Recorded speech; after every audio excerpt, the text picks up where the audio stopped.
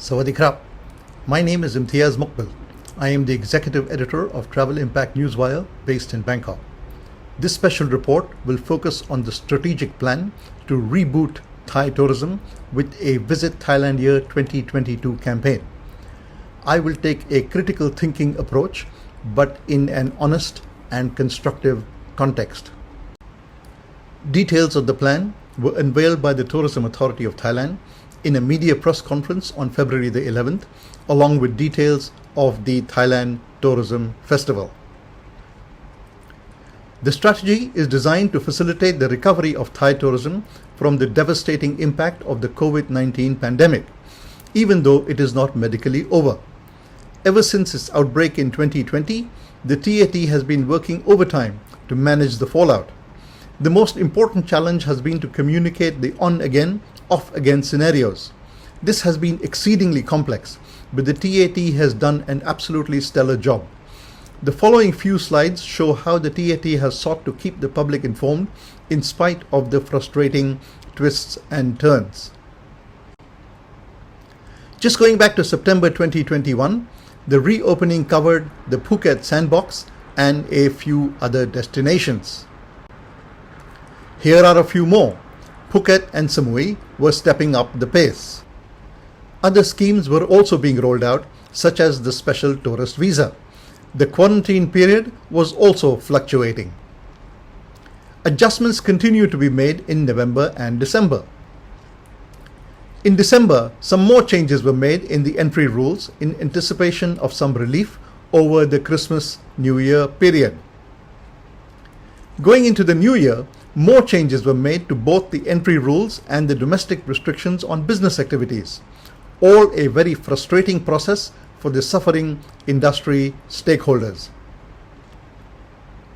Just 2 days before the media announcement, the number of COVID cases began surging again.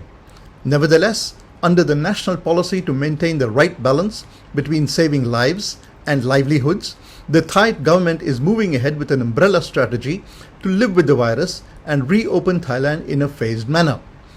The tourism strategy for 2022 was presented entirely in Thai and broadcast live over the TAT's Facebook and YouTube channels in a TV talk show format, with the head of the TAT's Foreign News Division asking the TAT Governor, Khun Yuttasak Supasorn, a number of clearly pre-packaged questions. The core message was about the greatest changes that will be made to reboot tourism. I evaluated these against the slogans which were brandished 2 years ago, which promised that Thai tourism would turn a crisis into an opportunity, build back better, and craft a new normal. Other buzzwords bandied around at the time included redefine, redesign, restructure, rethink, review, refresh, etc., etc. Interestingly, not a single one of those buzzwords was mentioned in the entire media conference. These slides are self-explanatory. The English versions of the strategies are all straight from the textbook schools of tourism marketing. The first strategy is to target quality over volume and undertake data-driven marketing to attract the right customer segments. The second will be to ensure that Thai tourism products are packaged in a way that provides the right travel experience to the targeted customer segments. The third will be to elevate the travel industry to make it more sustainable and responsible and enhance its digital technology capacities to help achieve that goal. The fourth strategy will be to promote inclusive tourism to ensure that the benefits are evenly spread across all regions and populations. The TAT loves creating these acronyms. The latest is DASH, which puts the D for domestic tourism at the top. There is now a clear realization that over-dependence on foreign tourism has been dangerous and needs to be balanced with domestic tourism. The rest of the dash is to accelerate demand, shape supply, and heal the economy. Going into a little more detail under those umbrella strategies, these are the 5 news. New segments, new country target markets, and new partners. The TAT will also be capitalizing on new infrastructure such as the high-speed rail link from China via Laos to boost Chinese arrivals, as well as charting new ways to attract responsible tourism and the emerging generation of millennials. Again, all pretty much self-explanatory. In addition to Dash and the 5 News, a 4-2-2 strategy has been crafted to encourage quality tourism, which means high-spending tourists. That is in line with the sustainability and responsible tourism agenda and allows tourism to benefit both society and the environment. This image fills in the details of the 4-2-2 strategy. I have deliberately broadened the image to include the Facebook comment which appeared on the side of the live broadcast. I will come back to this in a moment. One important strategic linkage with the agriculture sector will be to promote organic lifestyles and cuisine and provide digital information about the outlets. This will help farmers move away from pesticides and fertilizers and meet the needs of health-conscious tourists. The communication strategy will be divided into 2. The domestic campaign slogan translates as "more amazing than before," while the international slogan is "amazing new chapters." The domestic campaign will be to promote growth in a more comprehensive yet more balanced way, but also with a greater sense of responsibility and sustainability.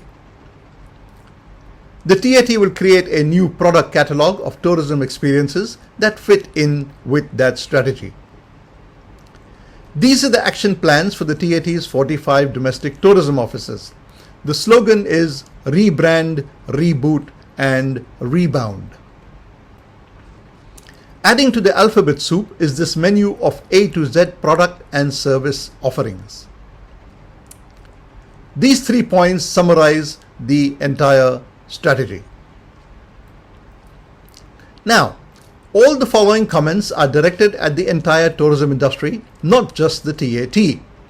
The TAT is a marketing agency and has done a great job in the old normal pre-COVID era.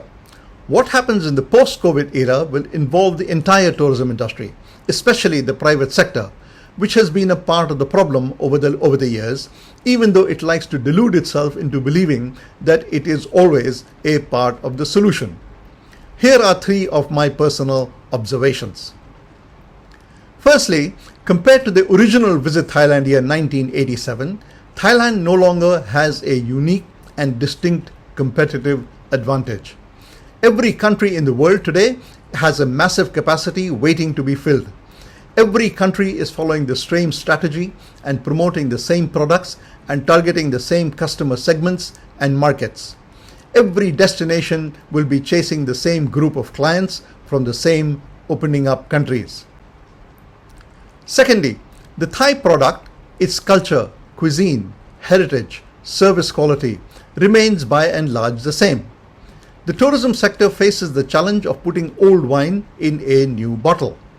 I couldn't find much in the strategy that walked the talk of the 2-year buzzwords, build back better, new normal, and turning crisis into an opportunity.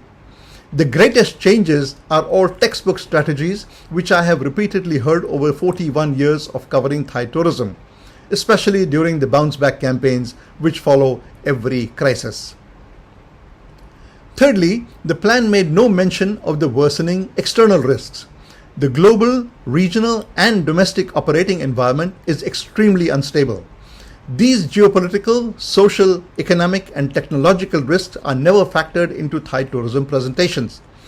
This omission lulls the industry into a false sense of complacency and makes it ill-prepared to cope with the shocks.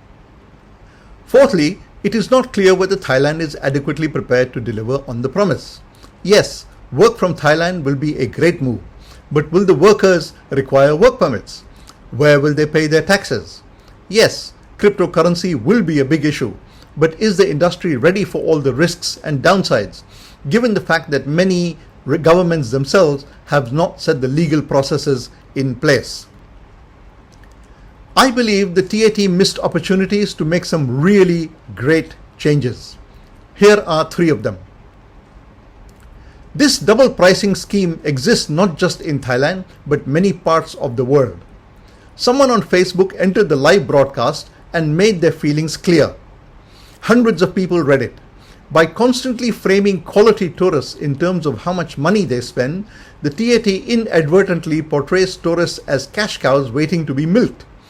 Clearly, if the government itself is constantly bragging about increasing tourism expenditure, and if the national parks and tourist attractions make the tourists pay more, taxi drivers, tuk-tuk drivers, souvenir shops, and other suppliers of products and services feel they can do the same.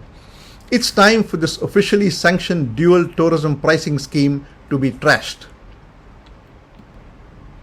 The format of the TAT presentation itself remained the same and conducted in Thai, which sent all the wrong messages to the far more important and voluminous expatriate and international audience. The TAT's presentations need to be upskilled and reskilled for the new era. Unfortunately, the level of English proficiency remains low. Some of the slogans in this alphabet soup, marked with question marks, made no sense in English. Thirdly, and the most important, the Thai tourism industry as a whole has no sense of history. The TAT has copied the Visit Thailand Year brand, but made no attempt to impart an understanding of the historic significance of that game-changing event, which revolutionized global tourism. A year of spectacular achievements followed by spectacular failures. A learning curve par excellence, which the Thai tourism industry neither remembers nor respects. Finally, the greatest changes, I believe, are still to come. It is only a matter of time before both gambling and sex work are legalized in Thailand. Both exist but are illegal on paper. Ending this farce will give the tourism industry an enormous commercial and financial boost, but also create a whole bunch of new complications. The arguments in favor are making regular headlines. Commercial and economic priorities will win over social, cultural, spiritual principles, as they always have. In saying this, I am not, repeat not, making a moral or judgment call, just offering a forecast based on the ground realities and the immediate priorities which will drive the agenda of change. In conclusion, the way Thailand handles this post-COVID crisis will continue to buttress the kingdom's status as the greatest story in global tourism history, as I refer to it.